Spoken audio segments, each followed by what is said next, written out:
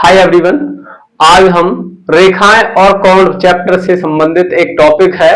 दो समांतर रेखाएं और एक तिर्यक रेखा, उनसे संबंधित पूरे कॉन्सेप्ट को पढ़ेंगे तथा उनसे संबंधित प्रश्नों को सॉल्व करेंगे। तो दो समांतर रेखाएं, सबसे पहले हम समांतर रेखाओं की बात करते हैं। समांतर रेखाएं,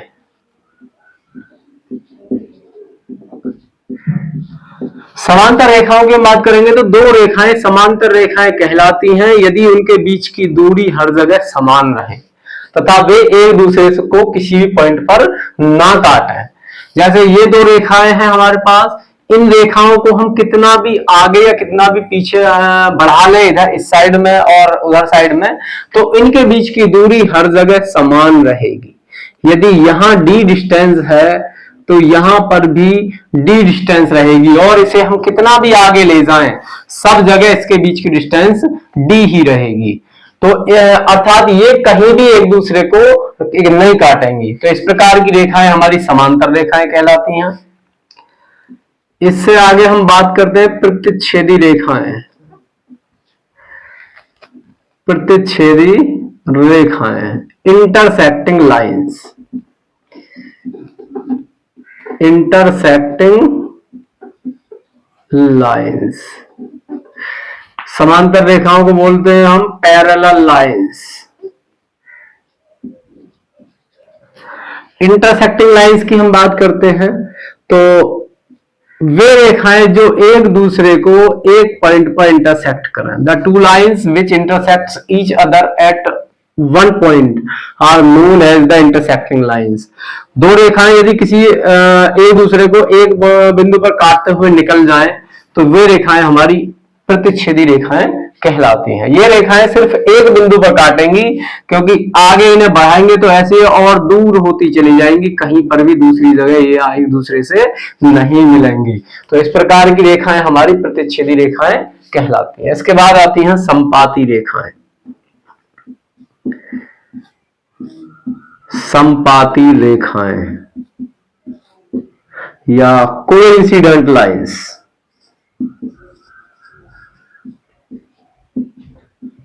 कोइंसिडेंट लाइंस, कोइंसिडेंट लाइंस क्या होती है कि एक लाइन ये है और दूसरी लाइन जस्ट इसी के ऊपर से गुजर जाए, इस प्रकार से। यदि एक लाइन है उसी के ऊपर से जस्ट दूसरी लाइन गुजरे तो वो दोनों रेखाएं एक दूसरे के संपाती रेखाएं कहलाती हैं तथा एक दूसरे को ये इनफाइनाइट पॉइंट्स पर प्रतिच्छेद करती हैं। देखिए हम देखेंगे कि जब ये एक दूसरे के ऊपर से गुजरेंगी तो सारे पॉइंट्स, रेखाओं पर जितने बिंदु हैं वे दोनों में सेम रहेंगे, दोनों में सेम रहेंगे। तो यहां पर ये एक दूसरे को इनफाइनाइट पॉइंट्स पर इंटरसेक्ट करेंगी। अब यदि दो लाइंस की हम बात करते हैं, यदि वो समांतर हैं तो उन्होंने एक दूसरे को किसी भी बिंदु पर नहीं प्रतिच्छेद किया होगा, तो इन दोनों रेखाओं का कोई हल हमें प्राप्त नहीं हो सकता। तो यहां कंडीशन होती है नो सॉल्यूशन। प्रतिच्छेदी रेखाओं की बात करेंगे, वे दोनों एक दूसरे को सिंगल पॉइंट पर इंटरसेक्ट करती हैं, तो उन दोनों रेखाओं को सॉल्व करेंगे हम, तो वहां से हमें यूनिक सॉल्यूशन फाइंड होगा। यूनिक को हम कह सकते हैं वन एंड ओनली वन। तो यूनिक सॉल्यूशन हमें यहां से फाइंड हो जाएगा, एकमात्र हल, उसका एक हल आएगा। यदि हम संपाती रेखाओं की बात करते हैं तो संपाती रेखाएं वे रेखाएं होती हैं जो एक दूसरे को ऊपर से इंटरसेक्ट करती हुई निकल जाए, तो यहां पर अनेक हल होंगे उसके। तो यहां पर इनफाइनाइट मैनी सॉल्यूशंस,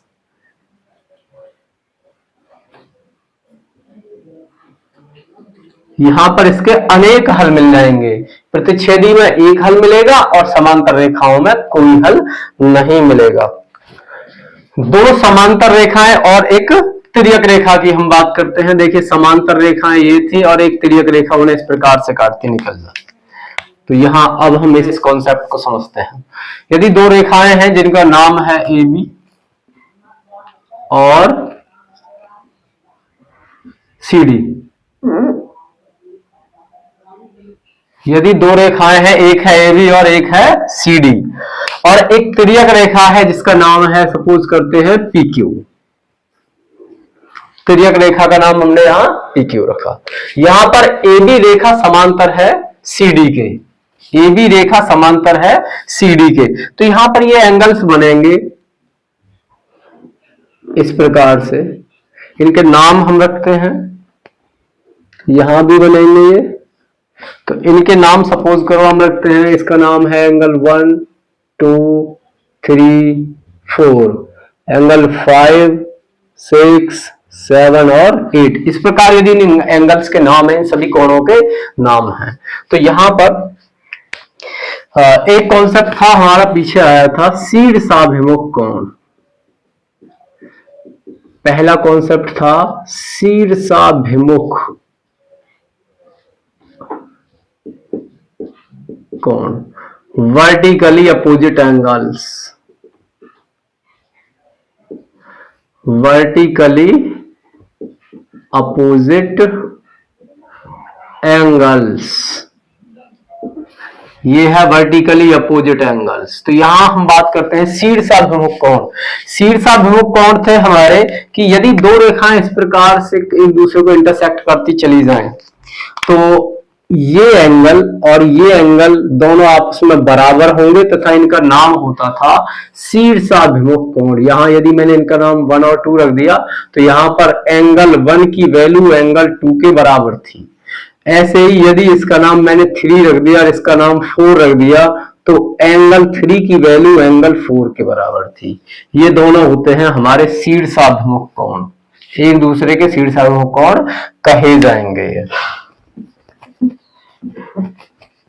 अब यहां हम देखते हैं, इस कंडीशन में हम देखते हैं ये जो दो लाइंस हैं AB और PQ, वो एक दूसरे को इंटरसेक्ट करेंगी।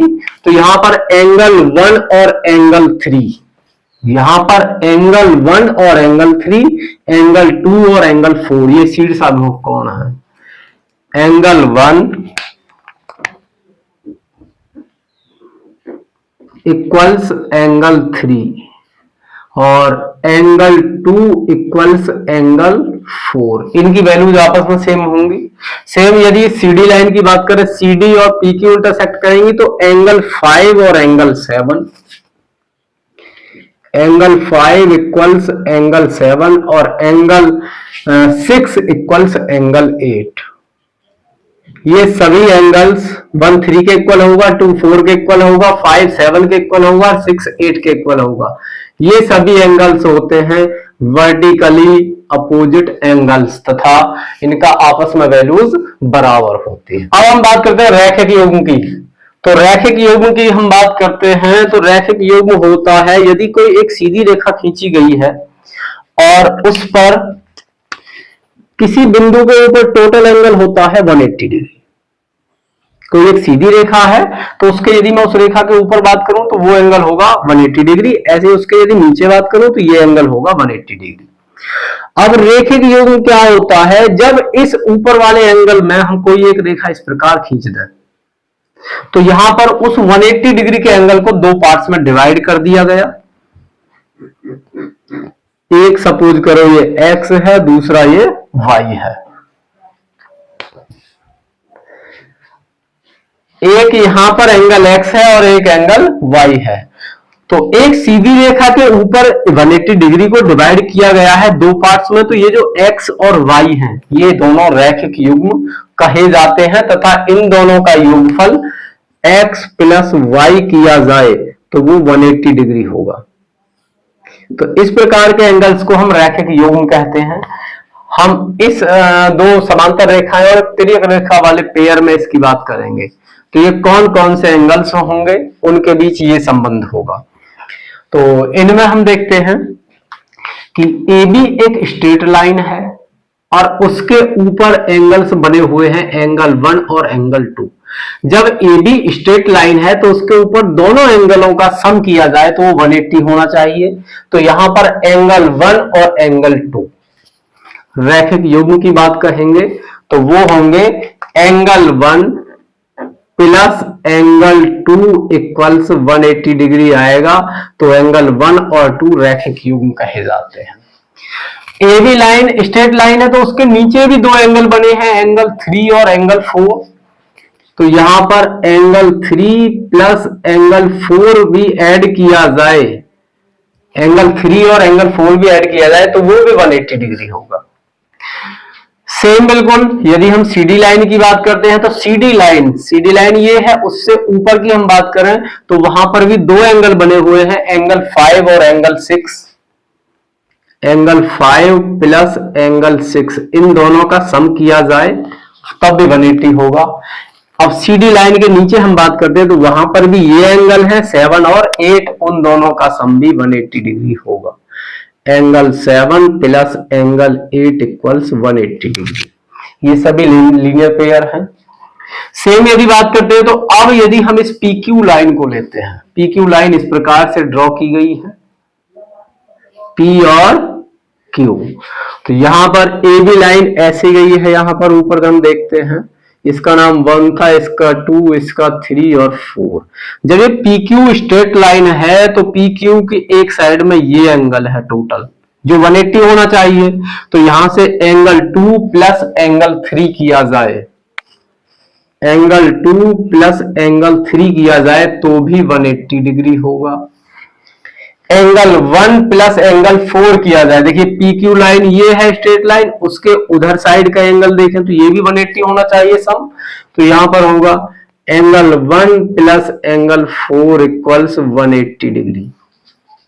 सेम यहां हम बात करते हैं नीचे, तो यहां पर भी क्या है, ये एक स्ट्रेट लाइन है तो इसके इधर ये angle 6 plus 7, angle 6 plus angle 7 equals 180 degree होना चाहिए। इधर एंगल 5 प्लस एंगल 8 है, वो भी 180 डिग्री होना चाहिए। ये सभी लीनियर पेयर्स हैं, लीनियर पेयर, लीनियर पेयर। और लीनियर पेयर यदि कहीं है तो उनका सम होता है 180 डिग्री।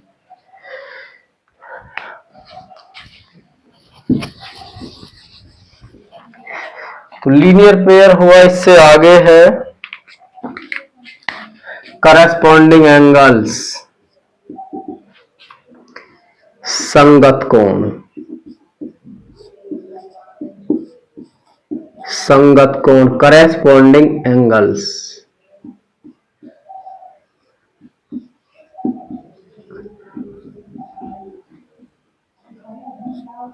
करस्पॉन्डिंग एंगल्स की हम बात करते हैं। संगत कोण का मतलब होता है सेम पे पोजीशन, आप समझ सकते हैं कि सेम पोजीशन में।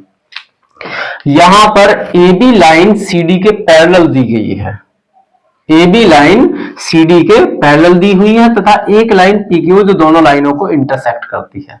तो यहां पर हम देखते हैं कि इस पैरेलल, इस ट्रांसवर्सल जो हमारी तिर्यक रेखा है उसके राइट साइड में और समांतर रेखा के ऊपर, समांतर रेखा के इन रेखाओं के ऊपर, लाइंस के ऊपर, यदि इस लाइन के ऊपर मैं बात करता हूं, उसके राइट बात करता हूं तो एंगल 5 है, यहां पर मैं बात करता हूं तो एंगल 1 है। तो एंगल 1 एंगल 5 दोनों संगत कोण होंगे तथा दोनों की वैल्यूज बराबर होंगी। तो हम यहां से कहेंगे एंगल 1 इक्वल्स एंगल 5। सेम यदि बात करते हैं तो उधर इस बार पैरेलल लाइन जो समांतर रेखाएं हैं उनके ऊपर और लेफ्ट में बात करें तो यहां एंगल 6 है, यहां एंगल 2 है, ये दोनों आपस में बराबर होंगे। Angle 2 equals angle 6। अब समांतर रेखाओं के नीचे और लेफ्ट में बात करता हूं तो यहां पर तो एंगल 3 है और यहां पर वही उसी पोजीशन पर एंगल 7 है, तो यहां पर एंगल 3 इक्वल्स एंगल 7 और जहां पर जिस पोजीशन पर एंगल 4 है उसी पोजीशन पर एंगल 8 है, तो यहां पर एंगल 4 इक्वल्स एंगल 8। ये सभी हमारे करेस्पॉन्डिंग एंगल्स होते हैं और इन सभी की आपस में वैल्यू समान होती है, संगत कोण आपस में बराबर होते हैं। करेस्पॉन्डिंग एंगल्स, तो 1 इक्वल्स 5, 2 इक्वल्स 6, 3 इक्वल्स 7 और 4 इक्वल्स 8, यहां पर ये सभी एंगल्स आपस में बराबर होंगे। इससे आगे अब हम चलते हैं, इससे आगे आता है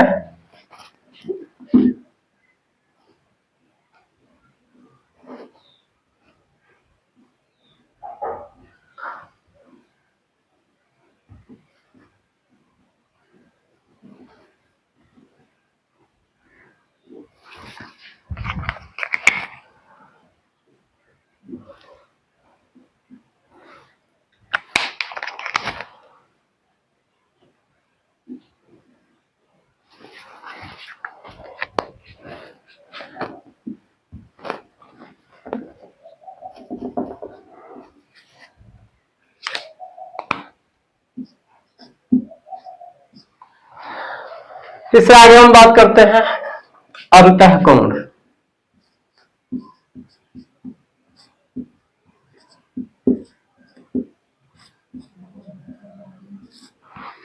इससे आगे हम बात करते हैं अंतःकोण, इंटीरियर एंगल्स।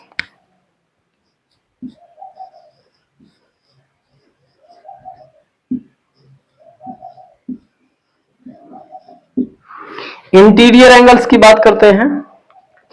तो इंटीरियर एंगल्स होते हैं दोनों समांतर रेखाओं AB और CD के बीच बीच के एंगल्स। दोनों समांतर रेखाओं के बीच के कोणों को इंटीरियर एंगल्स कहा जाता है तथा उन समांतर रेखाओं के बाहर के कोणों को, जैसे 7, 8 और 1, 2 है, इन्हें बाह्य कोण कहा जाता है। एंगल 3, 4, 5, 6 इन्हें इंटीरियर एंगल कहा जाएगा और एंगल 1, 2 और 7, 8 को बाह्य कोण कहा जाएगा। तो वहां भी एक प्रमेय है कि तिर्यक रेखा के एक ओर के अंतः कोणों का योगफल 180 होता है। जो हमारी ट्रांसवर्सल लाइन है उसके एक साइड की हम बात करेंगे और इंटीरियर एंगल्स की बात करते हैं। तिर्यक रेखा के एक ओर के अंतः कोण, तिर्यक रेखा के एक ओर के अंतः कोण की बात करूंगा तो या तो वो 3 और 6 है या फिर 4 और 5 है।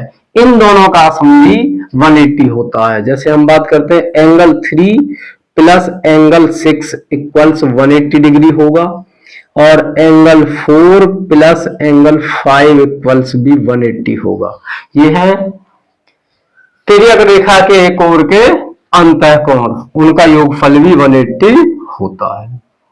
इसी प्रकार होता है बाह्य कोण की हम बात करते हैं तो उसमें भी वही प्रमेय है कि तिर्यक रेखा के एक ओर के बाह्य कोणों का योगफल भी 180 होता है। तो एक्सटीरियर एंगल्स की हम बात करते हैं या बाह्य कोण।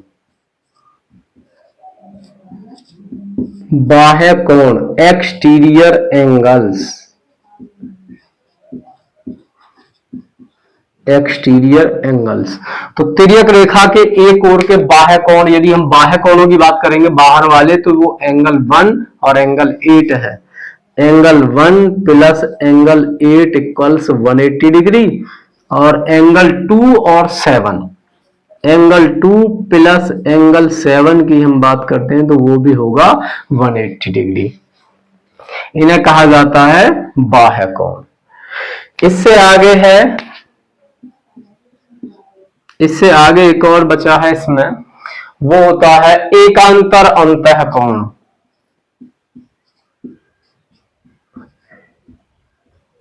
एकांतर अंतः कोण। एकांतर अंतः कोण क्या है कि ये जो अंतः कोण की बात की मैंने कहा था 3, 4, 5 और 6 ये 4 अंतः कोण हैं और 1, 2, 7, 8 बाह्य कोण हैं।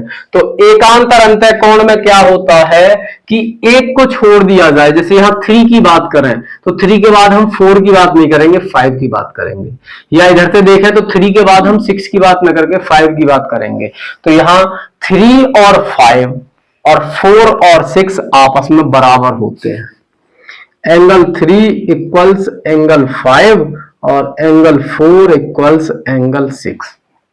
ये होते हैं एकांतर अंतः कोण।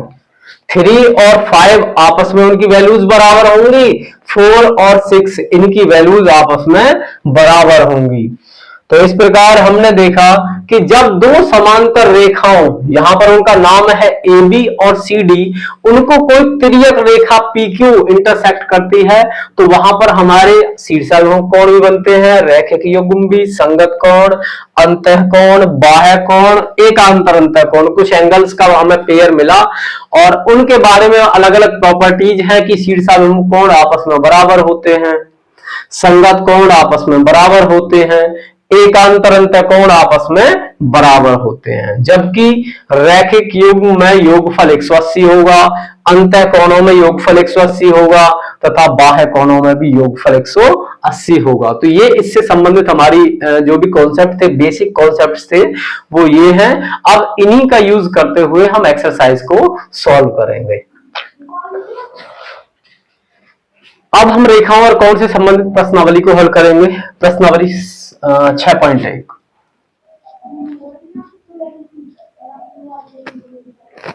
एक्सरसाइज 6.1 पहला प्रश्न दिया है angle AOC plus angle BOE equals 70 degree और एंगल BOD इक्वल्स 40 डिग्री हमें गिवन है। फाइंड करना है हमें एंगल BOE, ये एंगल फाइंड करना है, और प्रतिवर्ती एंगल COE, ये दो एंगल्स हमें फाइंड करने हैं। देखिए सबसे पहले हम बात करते हैं AOC प्लस BOE। AOC ये एंगल है और BOE ये एंगल है, इन दोनों का सम गिवन था, और एंगल BOD ये हमें 40 गिवन था। सबसे पहले हम AB लाइन ये है और एक CD लाइन इस प्रकार गिवन है, ये है CD, यहां पर ये पॉइंट O है।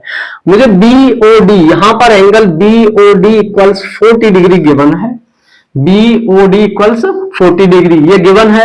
तो यहां पर यदि हम इस एंगल की बात करें AOC, तो यहां पर एंगल AOC इक्वल होगा एंगल BOD के वर्टिकली अपोजिट एंगल्स। ये दोनों एंगल एक दूसरे के वर्टिकली अपोजिट एंगल्स हैं, तो फिर एंगल AOC यहां से 40 डिग्री आना चाहिए। तो हम कहेंगे कि एंगल AOC इक्वल्स होगा एंगल BOD और प्रॉपर्टी होगी vertically opposite angles. Vertically opposite angles की प्रॉपर्टी से ये दोनों एंगल बराबर होंगे।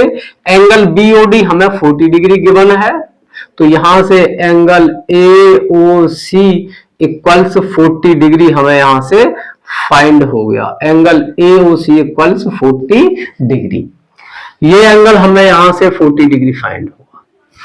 अब जो फर्स्ट प्रॉपर्टी थी इसे हम फर्स्ट इक्वेशन कह लेते हैं, फ्रॉम फर्स्ट या समीकरण 1 से। समीकरण 1 से हम बात करते हैं तो यहां है angle AOC plus angle BOE equals 70 degree. AOC हमें 40 डिग्री फाइंड हुआ है, 40 degree plus angle BOE equals है 70 डिग्री। यहां से एंगल BOE जब हम फाइंड करेंगे तो 40 डिग्री उधर जाएगा पक्षांतर होकर, और ये इधर प्लस है उधर जाने पर हो जाएगा माइनस। तो यहां से हो जाएगा एंगल BOE इक्वल्स 30 डिग्री। तो यहां से एंगल BOE हमें फाइंड हुआ जो है 30 डिग्री। BOE फाइंड हो गया। अब इसने कहा है प्रतिवर्ती रिफ्लेक्सिव एंगल हमें COE फाइंड करना है। इस बार हमें ये COE फाइंड करना है। उसके लिए हम देखेंगे कि AB एक स्ट्रेट लाइन है, जो AB रेखा है वो एक सीधी रेखा है, और उसके ऊपर के जितने भी एंगल्स होते हैं उनका सम होता है 180 डिग्री। तो हम कहेंगे AB एक सरल रेखा है या सीधी रेखा है, AB एक सीधी रेखा है। जब AB एक सीधी रेखा है तो उसके ऊपर हमारे जितने भी एंगल्स होंगे उनका सम होगा 180 डिग्री।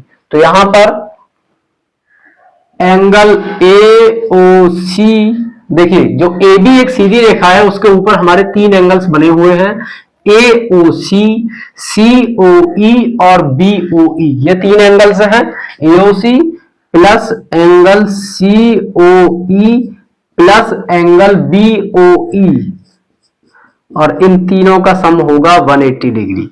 AOC हमें पता है वो 40 डिग्री है, एंगल AOC है हमारे पास 40 degree, plus angle COE find करना है, और BOE इक्वल्स है हमारे पास 30 डिग्री।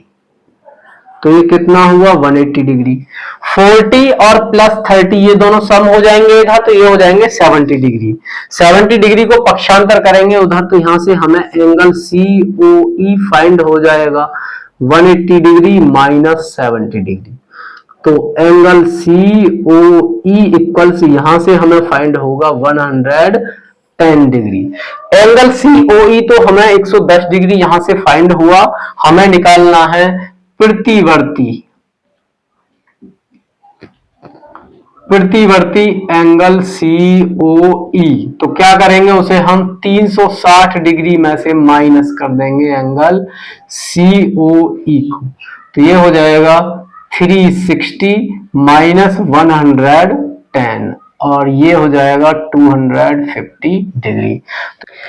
इसके बाद दूसरा प्रश्न है, उसमें कहा गया है कि रेखाएं एक्स वाई और MN दो रेखाएं हैं जो बिंदु O पर प्रतिच्छेद करती हैं तथा एंगल POY ये एंगल हमें 90 डिग्री एंगल दिया गया है तथा कहा गया है कि एंगल A और एंगल B का रेशो 2:3 है, तो एंगल C ये एंगल हमें फाइंड करना है।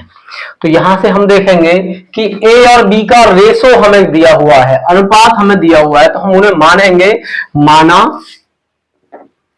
माना A बराबर 2x, B बराबर 3x। जब अनुपात हमें दिया गया है तो हम x या k कोई कांस्टेंट मानते हैं साथ में। तो मैंने माना a बराबर 2x और b बराबर 3x, इस प्रकार मैंने माना। अब जब xy एक सीधी रेखा है तो उसके ऊपर 3 एंगल बने हुए हैं, लेकिन उन तीनों का सम 180 होना चाहिए। तो हम कहेंगे xy एक सीधी रेखा है, xy एक सरल रेखा है, XY एक सरल रेखा है। तो XY सरल रेखा है तो उसके ऊपर जितने भी एंगल्स बने हुए हैं, angle MOX plus angle MOP plus angle POY, ऊपर 3 एंगल बने हुए हैं और तीनों का सम होना चाहिए 180 डिग्री। MOX की बात करते हैं तो वो B है, MOP की बात करते हैं तो वो A है और POY 90 डिग्री है, ये हो जाएगा 180 डिग्री तीनों का सम। B के प्लेस पर हम पुट करेंगे 3x और A के प्लेस पर रख देंगे 2x और प्लस 90 इक्वल्स 180 डिग्री। यहां से 3 और 2 ये हो जाएगा 5x और 90 को उधर ट्रांसपोज करेंगे तो 180 माइनस 90, तो यहां से ये बचेगा 90 डिग्री। अब x की वैल्यू हमें फाइंड करनी है तो वो हो जाएगी 90 और ये यहां मल्टीप्लाई में है तो ट्रांसपोज करने पर डिवाइड में जाएगा, तो यहां से x इक्वल्स फाइंड हो जाएगा 18। x की वैल्यू 18 है तो फिर a की वैल्यू आ जाएगी जो 2x थी, तो वो हो जाएगी 2 इंटू 18। तो यहां से a इक्वल्स हमें फाइंड होगा 36 डिग्री और b की बात करें तो b था 3x, उसके बाद x की वैल्यू वहां भी 18 पुट करेंगे तो b हो जाएगा 54 डिग्री। a और b हमें यहां से फाइंड हो गए। अब हम देखते हैं कि ये MN है वो एक सीधी रेखा है, तो उसके एक तरफ ये 2 एंगल्स बने हुए हैं B और C। जब हम ऐसे देखें तो जब MN एक सीधी रेखा है तो ये टोटल एंगल 180 होना चाहिए। तो हम दोबारा से लिखेंगे कि MN एक सरल रेखा है, MN एक सरल रेखा है। जब MN एक सरल रेखा है तो उसके एक तरफ बने हुए एंगल्स जो एंगल B और C है, तो B plus C equals 180 degree होना चाहिए। ये रैखिक युग्म है, लीनियर पेयर है। अब B के प्लेस पर हम रखेंगे 54 प्लस C इक्वल्स 180 डिग्री। यहां से C की वैल्यू फाइंड करेंगे तो 54 उधर ट्रांसपोज होके जाएगा, माइनस हो जाएगा और C इक्वल्स हमें यहां से फाइंड होगा 126 डिग्री। तो यहां से C इक्वल्स 126 डिग्री हमें फाइंड हो गया। ये 5th क्वेश्चन गिवन है। 5th क्वेश्चन में उसने कहा है कि POQ एक सरल रेखा है तथा OQ जो OR लाइन है वो उस पर लंबवत है। क्वेश्चन में कहा गया है कि किरण OR लंबवत है इस PQ लाइन पर। PQ एक सीधी रेखा थी, उस पर OR लंबवत है, तो ये एंगल होगा 90 डिग्री। अब उसने कहा कि OS एक अन्य किरण, उन दोनों के जो POR है एंगल, उसके बीच में से कोई OS किरण है। तो कहता है सिद्ध कीजिए एंगल ROS। सिद्ध करना है कि एंगल ROS यानी ये एंगल हमें सिद्ध करना है, वो है 1/2 QOS माइनस POS, ये हमें सिद्ध कर देना है। तो देखिए हमें उसने कहा है कि OR किरण, OR लंबवत है PQ में। जब लंबवत है, ये लंबवत का साइन होता है परपेंडिकुलर का, तो यहां से हमें एंगल ROQ बराबर 90 डिग्री है। एंगल ROQ इक्वल्स कितना है, 90 डिग्री है। अब हम देखेंगे कि ये PQ एक सीधी रेखा है, तो इसके ऊपर जो टोटल एंगल्स हैं उनका सम 180 होना चाहिए। जब ऊपर टोटल एंगल्स हैं तो उनका सम होना चाहिए 180। जब ये अकेला इधर 90 डिग्री है तो इधर इन दोनों का सम भी 90 डिग्री होगा। जब इधर ये 90 डिग्री है तो इधर भी 90 होगा, क्योंकि वो 180 हो जाएगा। तो 180 करने के लिए हमें पता है कि इधर जो दो एंगल बचे हुए हैं उनका सम भी 90 होगा। तो यहां से हमें पता चलेगा कि एंगल POR, एंगल POR वो भी कितना होगा, 90 डिग्री होगा। देखिए हमें पता है कि जब कोई एक रेखा ऐसे खींची जाए और उस पर एक लंबवत रेखा ऐसे खींच दी जाए, और तो ये 90 है तो फिर इधर भी 90 होगा। इसका मतलब ये है कि यहाँ क्वेश्चन में इसका नाम है PQR। इधर उसने ऐसे एक बीच की किरण और दिया, उसे अभी हम इग्नोर करते हैं। तो यहां हम देखते हैं एंगल POR भी 90 आ गया। तो हमें पता चला एंगल POR बराबर एंगल QOR। तो यहां से हम वही कहेंगे दोनों से कि angle POR equals angle QOR, दोनों बराबर हो जाएंगे। तो दोनों 90-90 है। तो अब हम देखेंगे कि हमें QOS देखना है, POS देखना है और ROS। तो यहां से हम देखेंगे POR उसने कहा था POR, तो POR को हम तोड़ेंगे तो ये हो जाएगा angle POS plus SOR, angle POS plus angle SOR। इस POR को तोड़ देंगे, देखो ऐसे दिया हुआ है POR, ये कंप्लीट एंगल है, इतना एंगल, और इसके बीच में S है। तो हम इस टोटल एंगल के प्लेस पे इन दोनों का सम लिख सकते हैं। हम इसे कर सकते हैं POS प्लस ROS।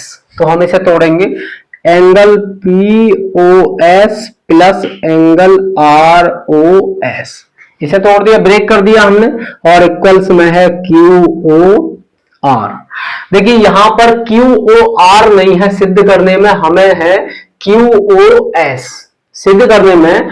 उसने हमसे कहा QOS, तो हम एक काम करते हैं, ये ROS दोनों पक्षों में ऐड कर देते हैं। एंगल ROS दोनों पक्षों में जोड़ने पर हम दोनों पक्षों में कुछ भी जोड़ या घटा सकते हैं, दोनों पक्षों में करना पड़ेगा। तो हम क्या करेंगे, angle POS plus angle ROS, दोनों पक्षों में एक और ROS हमें जोड़ना है, तो ये रहेगा angle QOR plus angle ROS, angle POS plus, देखिए ROS और ROS जुड़ के हो जाएंगे 2 एंगल ROS इक्वल्स, यहां पर ये है QOR प्लस ROS। फिगर में हम देखते हैं एंगल QOR प्लस ROS, अर्थात ये एंगल और ये एंगल जोड़ दिया गया। जब इस एंगल को जोड़ेंगे तो टोटल एंगल हो जाएगा QOS, तो ये हो जाएगा एंगल QOS। सिद्ध करने में हमें दिख रहा है एंगल QOS है, POS माइनस में, इस POS को हम दूसरे पक्ष में ले जाते हैं, तो ये होगा 2 angle R O S equals angle Q O S minus होकर जाएगा ये एंगल पी ओ एस। इस प्रकार हो जाएगा। यहां 2 की मल्टीप्लाई है, दूसरे पक्ष में ले जाएंगे तो डिवाइड में जाएगा, तो यहां से हो जाएगा एंगल आर ओ एस बराबर, डिवाइड में जाने का मतलब है 1/2 करके हम लिख सकते हैं, angle Q O S minus angle P O S. ये हमें सिद्ध करना था। तो यहां से हमने देखा, दोबारा से हम देखते हैं एक बार, कि एक लाइन पी क्यू हमें गिवन थी, उसमें एक परपेंडिकुलर ड्रॉ किया हुआ था जिसका नाम था आर। तो ये इधर का एंगल कितना हो गया 90। जब देखिए ये जब सीधी रेखा है तो टोटल एंगल 180 होना चाहिए, 180 डिग्री। जब उधर 90 है तो इधर भी 90 हो जाएगा, 90 और 90 180। तो इसका मतलब ये हुआ कि एंगल पी ओ आर बराबर क्यू ओ आर, ये दोनों एंगल आपस में बराबर हो गए, वही हमने लिया है angle P O R equals Q O R. अब उसने ये कहा था कि इसमें एक और एस मतलब ओ एस और एक क्रम ले लिया उसने, यानी इसको तोड़ दिया। तो अब हम उसे ब्रेक करेंगे, पी ओ आर को मैंने ब्रेक कर दिया तो हो गया P O S plus R O S. जब इस टोटल एंगल को मैंने ब्रेक किया तो एक एंगल ये हो गया, एक एंगल ये हो गया, पी ओ एस और आर ओ एस बराबर क्यू ओ आर। अब जब हमें सिद्ध करना है तो इसमें यहां हम सिद्ध करने में देखा कि वो क्यू ओ एस है, सिद्ध करने में हमें क्यू ओ एस लेके आना है। देखिए क्यू ओ आर तो यहां तक है, लेकिन हमें सिद्ध करने में लाना है क्यू ओ एस। तो हम आर ओ एस इस एंगल को दोनों पक्षों में ऐड कर देंगे, तो Q O R plus R O S ये टोटल बन जाएगा एंगल क्यू ओ एस। तो हम दोनों पक्षों में आर ओ एस ऐड करेंगे, तो यहां पर हो जाएगा P O S plus R O S, और एक और आर ओ एस मैंने दोनों पक्षों में ऐड किया है, Q O R plus R O S. तो R O S angle R O S दोनों ऐड होकर हो जाएंगे 2 एंगल आर ओ एस, और ये पी ओ एस जो कहते हो Q O R plus R O S, Q O R plus R O S total बन जाएगा क्यू ओ एस। तो इसकी जगह पर आ जाएगा क्यू ओ एस। अब एंगल पी ओ एस को हम पक्षांतर करके इधर लाएंगे तो वो माइनस हो जाएगा, तो हो जाएगा 2 angle R O S equals के angle Q O S minus angle Q O S. यहां 2 की गुणा है, पक्षांतर करूंगा तो भाग में जाएगा, जिसे हम 1/2 लिख सकते हैं। 1/2 का मतलब है कि 1 की तो इसमें गुणा होगी और 2 का भाग, तो ये भाग हो जाएगा 2 का। तो यहां से हमें सिद्ध हो जाएगा angle R O S equals 1/2 angle Q O S minus angle P O S, जो ये हमें सिद्ध करना। इससे आगे क्वेश्चन नंबर 6 गिवन है, उसमें कहा है कि एंगल एक्स वाई जेड बराबर 64 डिग्री है, एंगल एक्स वाई जेड बराबर 64 डिग्री, और इस एक्स वाई लाइन को आगे बढ़ाया गया है बिंदु P तक, एक्स वाई लाइन को इधर बढ़ाया बिंदु P तक, और एक किरण P वाई क्यू इस प्रकार है कि उसने एंगल जेड वाई पी को समद्विभाजित किया, अर्थात ये एंगल इसके बराबर है। ये जो total angle Z Y P था, टोटल एंगल उसको समद्विभाजित किया इस वाई क्यू ने। समद्विभाजित का मतलब है 2 बराबर भागों में बांट देना, तो इसका मतलब ये है कि ये वाला एंगल इसके बराबर होगा। यदि इसे मैं स्मॉल एक्स मान लू तो ये भी स्मॉल एक्स होगा, दोनों बराबर होंगे। अब उसने कहा है कि angle X Y Q, angle X Y Q यानी ये टोटल एंगल हमें बताना है, और प्रतिवर्ती क्यू वाई पी, प्रतिवर्ती एंगल क्यू वाई पी ये हमें फाइंड करना है। तो हम देखेंगे कि ये जो पी एक्स है वो एक सरल रेखा है, पी एक्स एक सरल रेखा है। जब पी एक्स सरल रेखा है तो उसके ऊपर जितने भी एंगल्स होंगे उन सब का सम 180 होगा। तो हम कहेंगे कि पी एक्स एक सरल रेखा है, पी एक्स एक स्ट्रेट लाइन है, पी एक्स सरल रेखा है, तो उसके ऊपर जितने एंगल्स होंगे, एंगल पी वाई क्यू या क्यू वाई पी कह लीजिए, Q Y P plus Q Y Z और प्लस एक्स वाई जेड, तीनों एंगल्स का सम होगा 180 degree. Angle Q Y P का मान x है, क्यू वाई जेड का मान भी x है और एक्स वाई जेड का मान 64 डिग्री है। तीनों का सम किया जाए तो 180 डिग्री। 64 उधर पक्षांतर करेंगे तो माइनस हो जाएगा, तो हो जाएगा 180 माइनस 64 या 2x बराबर, ये माइनस करेंगे तो ये बचेगा 6 और ये 1 और ये 116 हमें यहां से फाइंड हो जाएगा। x की वैल्यू फाइंड करेंगे तो 116/2 या x इक्वल्स हो जाएगा 2 5 10 116 58। तो x यहां से हमें फाइंड हो जाएगा 58 डिग्री। x की वैल्यू हो गई 58, तो ये एंगल भी 58 होगा और ये एंगल भी 58 डिग्री होगा। उसने हमसे पूछा था angle X Y Q, angle X Y Q, X Y Q पूछा उसने टोटल एंगल, तो वो हो जाएगा angle X Y Z plus Q Y Z, दोनों का सम हो जाएगा बराबर होगा angle X Y Z plus angle Q Y Z. यहां से एंगल एक्स वाई जेड की वैल्यू है 64 डिग्री और एंगल क्यू वाई जेड की वैल्यू है 58 डिग्री। दोनों का सम करेंगे 8 और 4 12 और 6 5 11 और 1 12, तो ये हो जाएगा हमारा 122 degree. Angle X Y Z यहां से हमें फाइंड हो गया, एक्स वाई क्यू यहां से हमें फाइंड हो गया 122 डिग्री। उसके बाद इसने पूछा है प्रतिवर्ती एंगल क्यू वाई पी। तो सबसे पहले एंगल क्यू वाई पी की हम बात करें तो वो x है और वो भी कितना हुआ हमारा 58 डिग्री। पूछा है प्रतिवर्ती angle Q Y P equals हो जाएगा 360 में से माइनस करते हैं जब हमें प्रतिवर्ती फाइंड करना होता है, तो 360 में से इसी क्यू वाई पी को हम माइनस कर देंगे तो यहां से हमें फाइंड हो जाएगा 302 डिग्री। तो दोनों एंगल हमें जो फाइंड करने थे वो इस प्रकार फाइंड हुए। आज की वीडियो में बस इतना ही, बाकी हम नेक्स्ट क्लास में करेंगे।